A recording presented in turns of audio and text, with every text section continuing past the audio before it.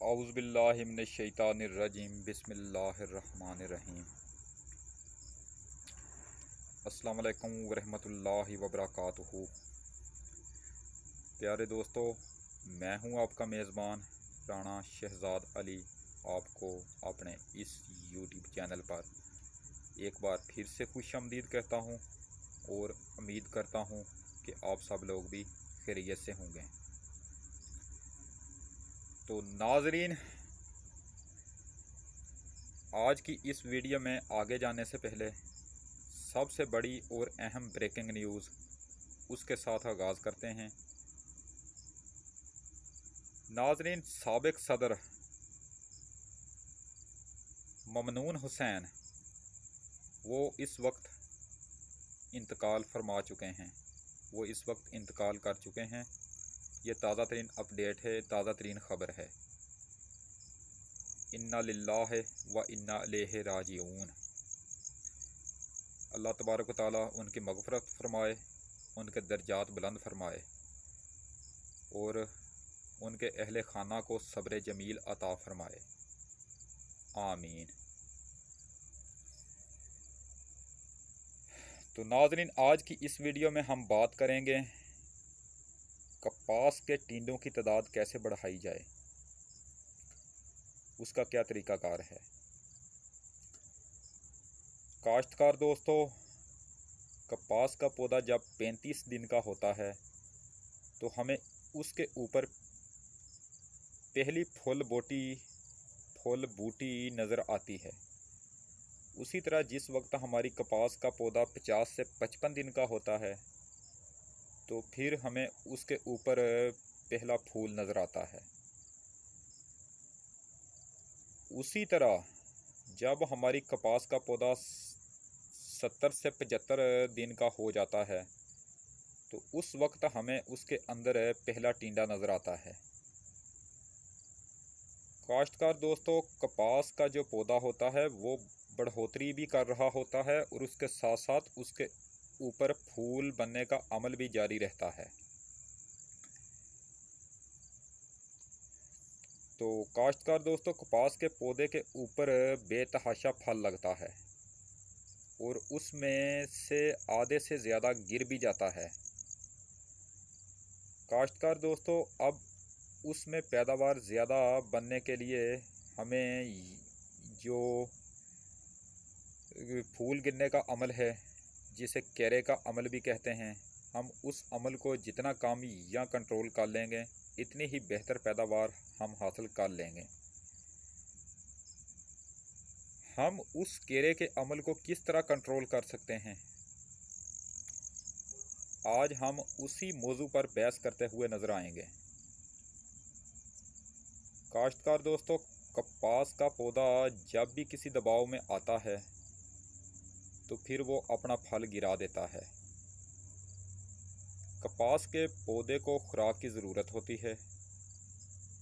जब हमने उसे खुराक पूरी नहीं दी, हमने डीएपी और यूरिया खाद का इस्तेमाल नहीं किया, तो ऐसी सूरत में कपास का पौधा अपना फल गिराना शुरू कर देगा।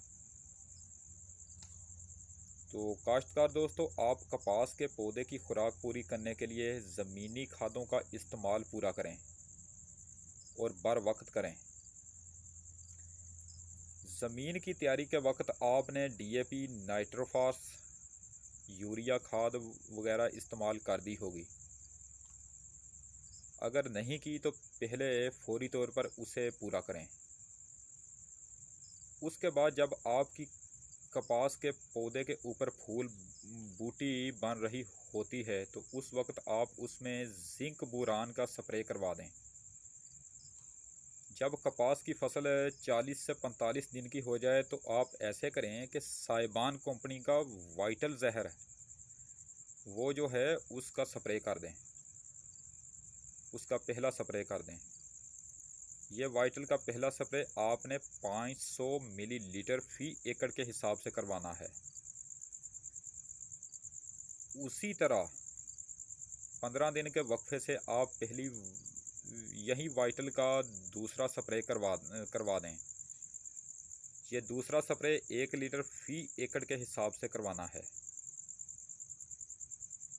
उसी तरह मज़ीद 15 दिन के वक्फे से आप वाइटल का तीसरा स्प्रे 1 लीटर फ़ी एकड़ के हिसाब से करवा दें। इस तरह आप अपने कपास की फसल की खुराक को पूरा करने में काफ़ी हद तक कामयाब हो जाएंगे। तो उसी तरह काश्तकार दोस्तों, कपास की फसल में केरे की दूसरी बड़ी वजह मौसम की शिद्दत है। हमारी कपास का पौधा जो है वो बहुत ही नामुवाफ़िक हालात के अंदर नशोनुमा पाता है, क्योंकि सुबह पंजाब में जून जुलाई और अगस्त के महीनों में मौसम का दर्जा हरारत जो है वो 45 सेंटीग्रेड से ऊपर चला जाता है, जबकि कपास के पौधे को जो दर्जा हरारत चाहिए होता है वो 23 सेंटीग्रेड से लेकर 32 सेंटीग्रेड तक का दर्जा हरारत दरकार होता है। अब गर्मी की इतनी ज़्यादा शिद्दत में पौधे का जो रद्द अमल होता है वो ये है कि वो अपना फल गिराना शुरू कर देता है। 45 सेंटीग्रेड से ऊपर जब दर्जा हरारत जाता है तो कपास के पौधे का खुराक बनाने का जो अमल होता है वो रुक जाता है, पौधे की बढ़ोतरी रुक जाती है। तो काश्तकार दोस्तों, ऐसी सूरत में आप एक जहर क्वांटस के नाम से मशहूर है उसका स्प्रे करवाएं। ये जो केरे का अमल मौसम की शिद्दत या पानी की कमी की वजह से होता है, उसके लिए आप क्वांटस जहर का स्प्रे करवाएं। क्वांटस के अंदर इमाइनो एसिड होते हैं, यानी बनी बनाई खुराक मौजूद होती है। उसके अलावा उस जहर में ऐसे अज्जा भी शामिल होते हैं कि अगर आपकी कपास के पौधे की बढ़ोतरी बहुत ज़्यादा बढ़ गई है तो वो उसको कम कर देते हैं। अगर बढ़ोतरी बहुत ज़्यादा कम है तो वो उसको ज़्यादा कर देते हैं, उस अमल को ज़्यादा कर देते हैं, यानी वो अज्जा बढ़ोतरी को नॉर्मल रखने में मददगार साबित होते हैं। काश्तकार दोस्तों, आप मौसम की शिद्दत को पानी लगाकर भी कम कर सकते हैं। आप पानी का दौरानिया कम कर दें, यानी वक्फा कम कर दें, ज़्यादा से ज़्यादा पानी लगाएं और खेत को वतर हालत में रखें। उससे भी केरे का जो अमल होता है वो कम हो जाता है। क्वांटस जहर को आप 400 मिलीलीटर फ़ी एकड़ के हिसाब से स्प्रे करवा सकते हैं। जब फसल 40 से 50 दिन की हो तो आप पहला स्प्रे उस वक्त कर दें और 15-20 दिन के वक्फे के बाद आप क्वांटस जहर का दूसरा स्प्रे करवा दें। ये क्वांटस जहर के 2 ही स्प्रे काफ़ी होते हैं। इस तरह काश्तकार दोस्तों, वाइटल जहर के आप 3 स्प्रे करके या क्वांटस के 2 स्प्रे करके आप अपनी कपास की फसल से भरपूर पैदावार हासिल कर सकते हैं। तो काश्तकार दोस्तों, आखिर में एक बार फिर साबिक सदर ममनून हुसैन के मुतल्लिक़ बात करते हैं। नाज़रीन, साबिक सदर ममनून हुसैन जो हैं वो सदर पाकिस्तान के ओहदे पर फाइज रहे जुलाई 2013 से अगस्त 2018 तक वो पाकिस्तान के सदर रहे हैं। नाज़रीन, वो कुछ माह से बीमार थे, उनको कैंसर का मर्ज़ था और वो कराची के हस्पताल में ज़ेरे इलाज थे और अब से कुछ घंटे पहले उनकी वफ़ात की ख़बर आई। जैसे ही ये ख़बर आई तो सबसे पहले मैंने आपको दी, जैसे ही मुझे पता चला। तो दुआ यही है कि अल्लाह तबारक व तआला उनकी मग़फ़रत फ़रमाए, उनके दर्जात बुलंद फ़रमाए, उनके अहले खाना को सब्र जमील अता फ़रमाए, आमीन। तो इसी के साथ आज की ये नशिस्त ख़त्म करते हैं। वीडियो अगर पसंद आए तो काइंडली उसको लाइक ज़रूर किया करें अगर वीडियो नापसंद भी आए तो भी इसको डिसलाइक किया करें। और अगर आप मेरी इसी वीडियो को आगे अपने दोस्तों को फेसबुक, व्हाट्सएप, इंस्टाग्राम और ट्विटर पर शेयर करोगे तो ये आपकी मुझ पर बहुत मेहरबानी होगी, आपकी बहुत करम नवाजी होगी। अपनी ख़ास दुआओं में मुझे हर वक्त हर टाइम याद रखा करें और मेरे इस चैनल का भी ख़ास ख्याल रखा करें।